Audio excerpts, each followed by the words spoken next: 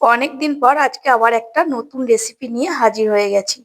আজকে আমি বানাবো একদম সম্পূর্ণ নিরামিষ গরম গরম আলু পোস্তর তরকারি। কড়াই গরম করে নিয়ে দিয়ে দিলাম সর্ষের তেল। সর্ষের তেলটা গরম হয়ে আসলে দুটো শুকনো লঙ্কা, 5টা কাঁচা লঙ্কা আর অল্প পাঁচফোড়ন দিয়ে নাড়াচাড়া করে নিয়ে দিয়ে দিলাম আলু।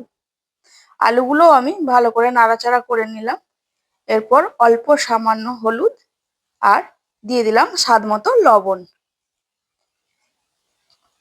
লবণ আর হলুদ একসাথে ভালো করে মিশিয়ে নিলাম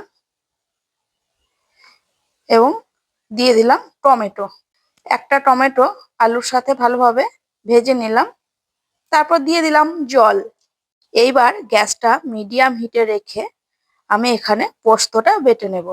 সম্পূর্ণ ভিডিও দেখার পর যদি তোমাদের ভালো লাগে তাহলে অবশ্যই লাইক, কমেন্ট এবং আমার চ্যানেলটিকে সাবস্ক্রাইব করে পাশে থেকো। দেখো আমার পোস্ত বাটা হয়ে গেছে আর আলুগুলো সিদ্ধ হয়ে গেছে।